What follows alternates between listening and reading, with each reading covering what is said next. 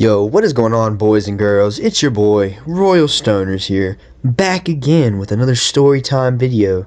Yes, today is going to be a story time. You know, we always do those around here on the channel, and I know you guys like them, so, you know, we got to do this shit, guys. We got to pump out these videos. I got to be back on the grind, you know. I'm trying to do a little bit better with my upload schedule here because, you know, lately I've had a lot of free time on my hands. I don't have a job at the moment, and I'm on probation, so, you know, I'm just gonna do something to make myself feel fucking more productive, alright? I just got back from the gym, though, you know, that's a good thing. Royal Stoners has been on that grind. I've been working on my body, you know, I'm trying to, take better care of myself and do the right things for, you know, a future, guys. I'm looking forward to the future now. It's a pretty good thing being sober. I'm not gonna lie, I do miss drugs sometimes. I'm not gonna sit here and act like I don't, but, you know, you just gotta fight through that shit, guys. If any of you out there are struggling with drug addiction, I promise you can get sober.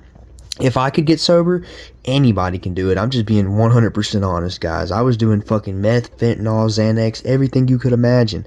I even started shooting up fentanyl at one point. So, if you guys are discouraged out there or don't think you can quit doing drugs or cannot imagine a life without them, all you gotta do is go to rehab, go to a detox center, get yourself clean, get through those withdrawals, man, and never look back, okay? Because it's like one of the best decisions you can make in your entire life, all right? I'm not even lying. It actually is amazing. So, as you guys know, I'm on probation, and I cannot smoke weed right now, so, if you guys are out there smoking, smoke along for this video, light up a fucking blunt, a joint, light your bong, your pipe, whatever you're using to smoke out of, get that shit ready, and just take a fat rip for your boy Royal Stoners, since I cannot smoke right now. Alright, so you guys nice and high? Alright, let's get into this fucking story, alright? You know, today's video, we're gonna be telling the story about the time I smoked fucking K2 in jail, alright? You know, that's a good one. We're gonna talk about, smoking spice in jail, alright? And I guess, explain to y'all how it felt and how I did it and how it all happened. So, alright, so a little backstory, let's backtrack a little bit before we get into the spice thing. As you guys know, I went to jail. Yeah, I broke into a fucking car and got in trouble. I was on Xanax and shit. But, if you guys haven't seen that video, I'll put a link in the description. But anyways, look, so this was right when I got to general population, okay? I was in the suicide wedge for like 10 days because when I went into jail, I said I was going to kill myself. And if you guys haven't seen part 2 to the fucking getting arrested video, well, I'd recommend y'all go watch part 1 before you watch part 2. But I talk about that in that. So I had just got to general population, right? And, you know, I walked into the doors, I walked into the wedge, they took me to the wedge, and, they gave me some clothes before I got there. They gave me some clothes, they gave me a towel, they gave me toilet paper, a little shitty toothbrush, and some state toothpaste, okay? You know, I got all my shit together, and we started walking to the fucking place, the wedges, alright? I was in, we're gonna say, fuck it, I'll just tell y'all what wedge I was in. I was in 405L. Now, look, okay?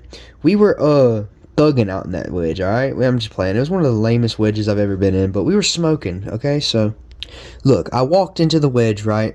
And instantly at the card table, okay? So, the way these wedges are, there are two, like, metal tables, and the chairs are stuck into the ground, so I guess you can't pick them up and throw them at somebody, but, okay, there's those tables, and then there's an upstairs. You can walk upstairs, and there's 2 showers, alright? You don't have to shower together or anything like that. This isn't prison. I was just in the county jail. So, there's 1 shower on top and 1 shower on the bottom, and there's about 6 cells to each floor. And, immediately when I walked in, I saw my boy Jay. He was at the fucking card table playing spades with a lot of other people, and I was like, "Hey, Jay, what up, man? That's crazy you're here, too." Because I had seen him in court, too, before I, got there, and I figured we were going to be in the same wedge, but I didn't know if we were for sure. But, you know, to my surprise, he was there, and I said, "What's up?" to him, and, like, I was like, "Yo, bro, how you been, man? What happened?"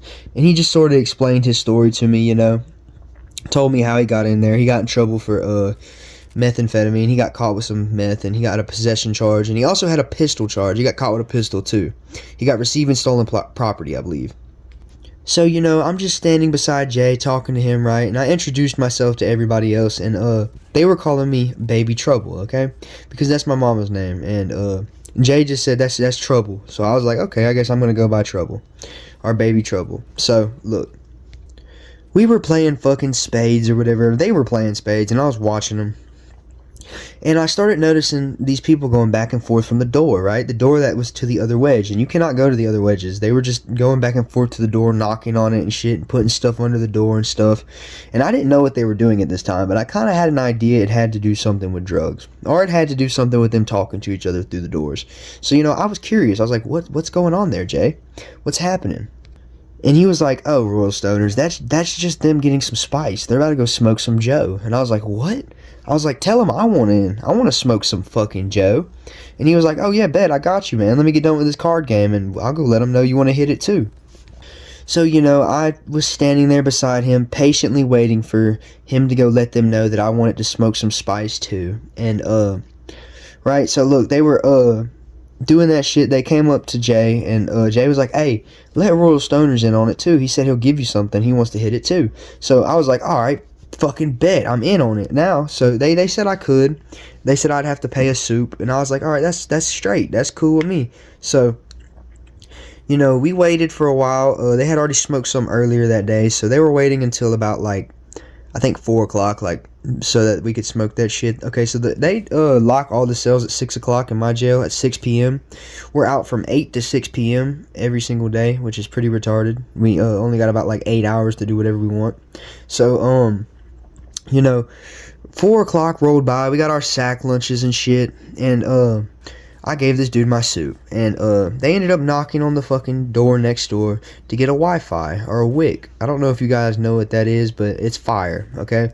So they crushed up their soup, they knocked on the door, and they said they needed some Wi-Fi. So, they put the soup under the door, and about 5 minutes later, they sent a burning wick through the fucking door, okay? Now, these motherfuckers in jail are crazy. I don't know how they get fired. I've never seen it happen, but somebody told me it had to do with the lights, like they broke out a light or something and were sparking it. But later on, when I went to the barracks, I figured out that they can get flint and steel in that motherfucker, through work release. Motherfuckers that are on work release, they be bringing lighters, flint and steels and shit like that to light stuff. And I was like, okay, so there's all kinds of ways you can light fire in this motherfucker. Okay, so the kind of Joe we were smoking, it wasn't paper route. I don't know if you guys know what paper route is, but paper route is basically they spray paper with K2 or Joe or whatever the fuck this chemical is. It's not K2 anymore. It's something else. But, they spray paper with it and they send it in the mail. Or somebody puts it in their underwear slit when they come in. Because they let us keep our underwear. So, or they spray their underwear completely with Joe. And they bring that shit in. So, there's all kinds of ways you could get route into jail. But we were smoking real Joe. Somebody had got some real fucking Joe in that motherfucker. So, we were chilling, right? They had a big ass joint of this Joe, right? And we went to our cell, the cell that I was staying in with Jay, and we're gonna call this dude Buck. Now, Buck, he's a pretty cool dude. He was a pretty big guy. This motherfucker was built like Captain America, okay? He was definitely the cellmate that I wanted to have, alright? And he always ate good. He shared his food. He was a real ass person, for real. Now, me, Buck, and Jay, we were just in the cell waiting for the guy to come through with the Joe. We're going to call this guy that had the Joe, we're going to call him Day-Day. Now, Day-Day, he's a tall, skinny dude. He's got braces and tattoos all over his neck. He's got a face tattoo, too. And he's cool as fuck. He was pretty chill. I mean, sometimes he had anger issues and would spaz out, but I think that might have been the Joe, honestly. So me, Jay, and Buck, we were just waiting in our cell for this dude to come in with the wick. And he came in with the wick, right? And we sparked up this Joe. And we were smoking. They were smoking. They hit it off first. And then it finally got passed to me, right? And I hit this motherfucking Joe, right? And that shit, whoo, boy, let me tell you. I hit that shit, and I got so fucking high, dude. I'm not even playing. The second I hit that shit, I held it in, right? I hit it 2 times. 2 little bitty times. And I held that shit in as long as I could. I blew it out. They put out the joint of Joe. They threw the wick into the toilet and flushed it. By the way, guys, in jail, I don't know if it's like this for anybody else out there who's been to jail, but our toilets were our trash cans, okay? We didn't throw our trash outside our cell because we weren't fucking nasty. We put that shit in the trash can, or in the toilet, and flushed it, okay? So they threw the wick in the trash can, or the fucking toilet, and I was sitting there waiting for it to hit me. It hit me almost instantly. I was like, whoa, holy shit. Now, if you guys haven't done spice, it really just made my body feel very, very warm. I started feeling really warm, and I started thinking a lot, right? I felt like I was on weed, but it was like weed times 100. And, okay, so I started feeling the effects of this Joe, and they started slapping this sock on the table and on the ground and on the walls and shit. And I was like, hey, what are y'all doing? And they were like, bro, it's the soap sock. You gotta hit this bitch if you want to be able to hit the Joe, because it's gonna stink up the whole wedge and we don't want to get in trouble. So they were going around hitting this sock and shit, and they were like, hey, Royal Stoners, you need to hit the sock. And I was like, I can't even move right now. That shit had your boy stuck. I didn't feel like I could go out there. I didn't feel like I could talk to anybody. I felt like I was paranoid. Okay, so it feels good, but it also makes you paranoid. I feel like if I were to have smoked it outside of jail, which I have done before, it wouldn't have been as bad. But while I was in jail, I was scared of getting in trouble for some reason. What they told me was, dude, you have no reason to be scared of getting in trouble. We're already in jail. What's the worst they could do? Lock you up? And I was like, man, I'm not trying to go to the hole. I want to be able to talk to my family, and I want to be able to make store. So fuck the hole. You guys can slap the sock. I just paid for this motherfucking hit. I can goddamn smack the sock another time. So, I was sitting there trying to enjoy my high while they were fucking hitting this goddamn soap sock around like a bunch of fucking animals. And I just really couldn't enjoy the high, dude. It was like my whole body was tingling. I kept moving uncontrollably, and I was paranoid. And they all left the cell after doing that, and I walked out to the day room, and I just sat there on the fucking table, staring at the TV, high as fuck, dude. I was thinking to myself, like, bro, am I gonna freak out? Am I about to wig out right now? I don't know what's happening. I feel like I'm about to wig out.